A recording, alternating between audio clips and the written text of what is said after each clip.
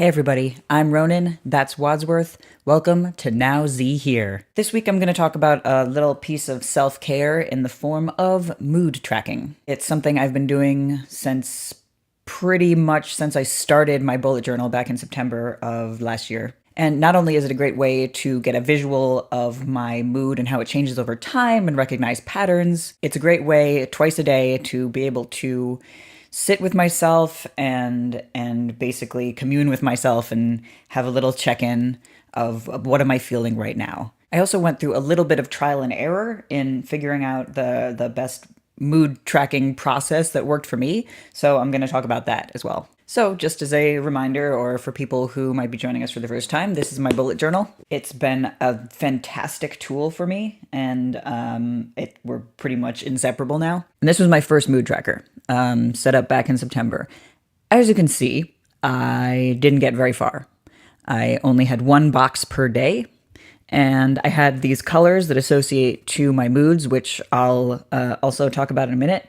But I found that when it was simply a matter of one box per day, there was no specific time associated with when I was doing this. And so, moods change throughout the day. How can I know exactly what time or what mood is most important? There was no context to the moods that I was putting down. So I knew I had to change the process up a little bit. So what I did was I combined the mood tracker with a general habit tracker. Hours slept, whether I've done meditation that day, how much coffee I've had. This is my mood tracker from October 2016. And these colored bars on the top and the bottom are my moods from when I wake up in the morning and right before I go to bed in the evening. So that then gives a little more context to the moods that I'm actually keeping track of. And this is my mood key. This is a trick that I got from like a bullet journal tricks article. You get a little fold out thing, you put it on the inside of your cover, and that way you can track things like moods or your symbols that you're using on your daily logs. So I don't know if the camera's catching it. There we go. But we've got bad time, down, anxious, meh, okay, angry, content, and happy. And you'll notice that okay is kind of off to the side here. That's because I added it later. Like I was saying, the most important thing is for me to really be honest with myself, and not fall into a trap of, well, XYZ happened today, so I should be feeling happy. It has to be a clear and honest look at how I'm actually feeling in that moment, regardless of anything else. And I came up with the okay color because I realized after a couple of months that there was this nebulous space between meh and content where I didn't feel, as blank or blah as I tend to associate with the meh color. But I wouldn't exactly call myself content either. So I came up with the okay color, and it's been really useful. Another thing I've learned is it actually can be a challenge to really sit with myself and gauge what my mood is, particularly in the morning. Because when I've just woken up, and especially if it's a work day and I don't really have time to fully wake up, there's a lot of, well, my mood is sleepy. But to me, that's not really a mood. There's something extra and internal that really constitutes a mood. And I've come up with a process to help me gauge what my actual mood is in the moment. Now, I don't necessarily believe a whole lot in chakras.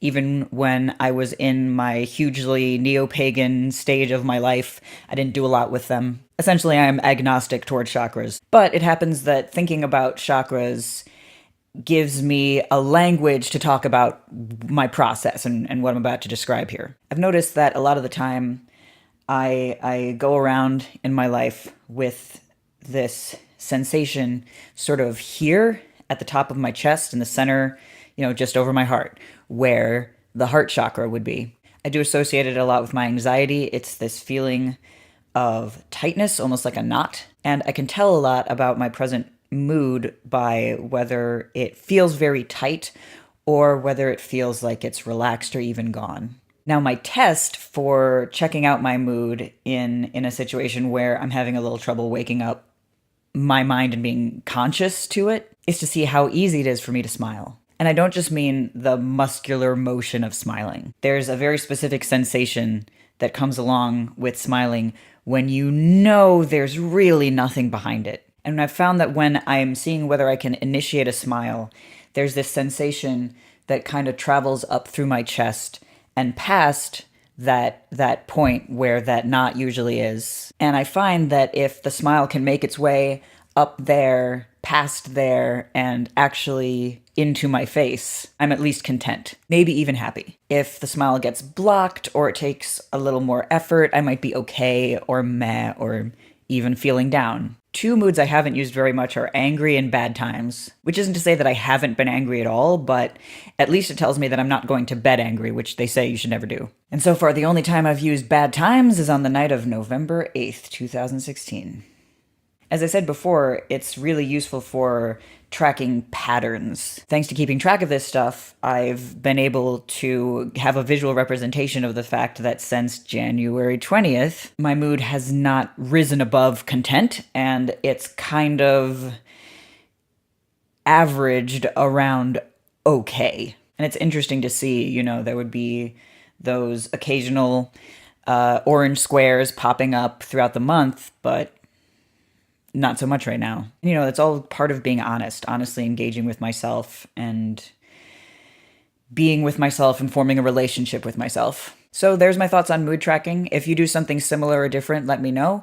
Let me know, too, if this gave you some ideas for how to track your own mood. Also, let me know if this gave you some ideas for how to track your own moods in the future. Please give the video a like if you enjoyed it. Please subscribe if you haven't already. And do check out my Patreon. There is a link in the description below. Have a good week, everybody. Stay alive and always be changing.